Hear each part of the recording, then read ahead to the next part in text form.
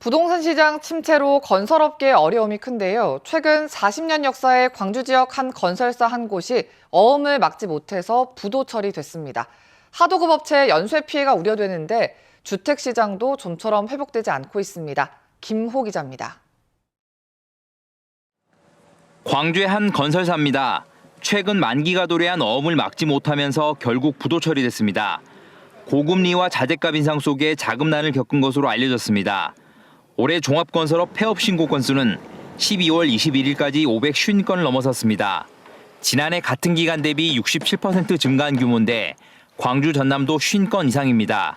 하도급 업체의 연쇄 피해도 우려됩니다.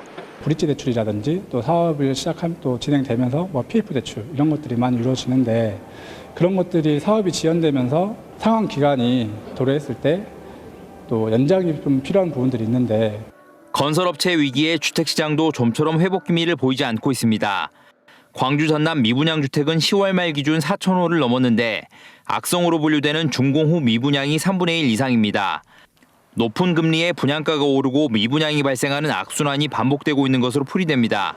건설 수주액도 전년 동월 대비 광주는 63%, 전남은 48% 줄었습니다. 분양시장 침체와 금리 인상 그리고 이제 금융권 리스크가 커짐에 따라서 현재 주택시장이 녹록치만은 않은 게 사실입니다. 전매 제한이랄지 실거주 의무가 폐지가 되고 여기에 PF 연장 등의 정부 정책이 지원이 된다면은 주택산업연구원이 내놓은 12월 주택사업 경기 전망 지수는 광주가 지난달보다 21.1포인트 떨어진 63.1로 나타났습니다. KBS 뉴스 김호입니다. 경남의 중견건설사 남명건설이 최종 부도 처리됐습니다. 건설 경기가 크게 위축된 상황에서 다른 건설업체들도 어려움을 겪는 건 아닌지 위기감이 고조되고 있습니다. 박기원 기자입니다. 종합건설 분야 경남 8위, 전국 285위인 중견건설사 남명건설이 지난 1일 최종 부도 처리됐습니다.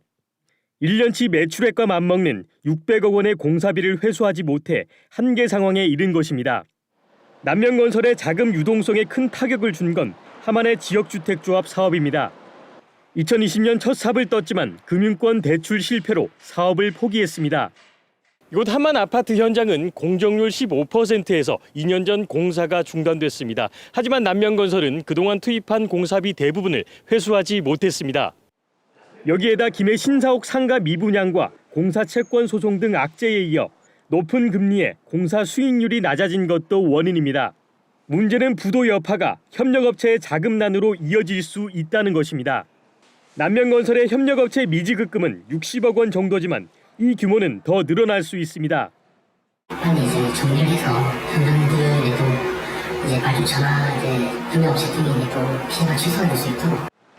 남명건설의 부도는 지역 건설업계의 위기감으로 번지고 있습니다. 올해 경남의 건설공사 수주액은 3분기 연속 전년 대비 감소세를 보였습니다. 업계에선 부동산 경기 침체로 금융권의 대출 제한 가능성을 가장 우려하고 있습니다.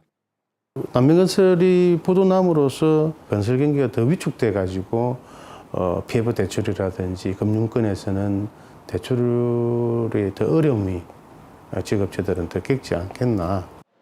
올해 폐업한 경남의 종합건설사는 16곳, 2년 전보다 2배나 늘었습니다. 한국은행 경남본부는 부동산 경기 침체로 건설 투자가 부진할 것으로 전망하면서 지역 건설업계의 위기감은 더 커지고 있습니다. KBS 뉴스 박기원입니다. 2017년 완공된 820여 가구 규모 김해한 임대아파트입니다. 지난 1일 부도 처리된 남명건설의 모 회사가 사업자입니다. 임대아파트 입주민들은 아파트 규모에 따라 이 회사의 가구당 1억 원 이상 임대 보증금을 내고 있습니다. 또 2년 단위로 계약을 갱신합니다. 문제는 이 회사가 주택도시기금 지원을 받아 아파트를 지었기 때문에 가구당 7천만 원이 넘는 근저당이 잡혀 있다는 것입니다. 핵심 자회사의 부도로 임대아파트 사업자인 모 회사까지 영향을 미칠 경우 보증금을 떼일 위기도 있다는 것입니다.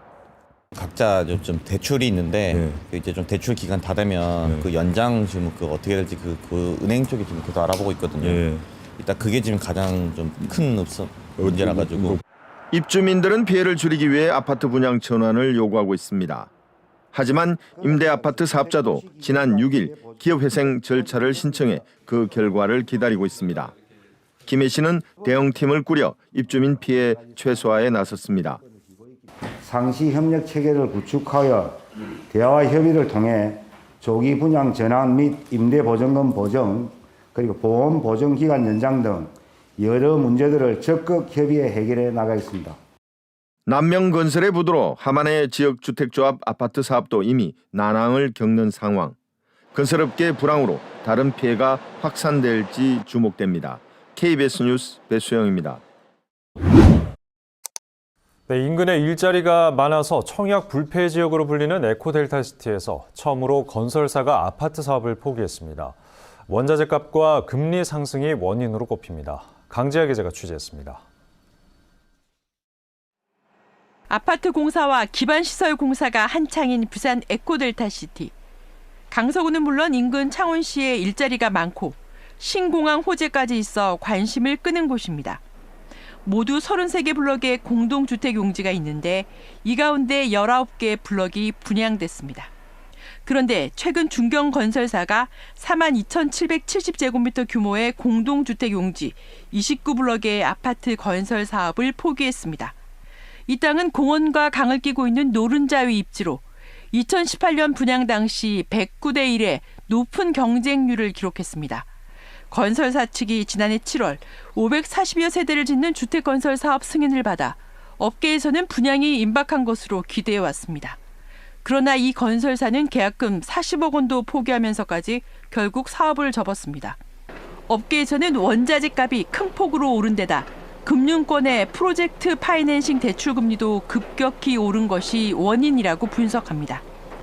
낙찰된 공장 용지를 포기한 사례는 있었지만 아파트 건설 사업을 포기한 것은 이번이 처음입니다.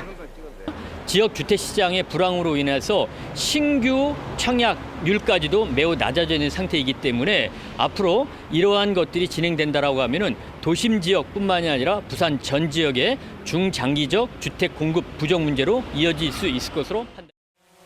게다가 부산 도심의 대규모 재개발 재건축 사업도 공사비 증가 등에 따른 사업 지연과 시공사 계약 해지가 잇따르고 있어 몇 년 후 공급 부족에 대한 우려가 더해지고 있습니다. KBS 뉴스 강지아입니다.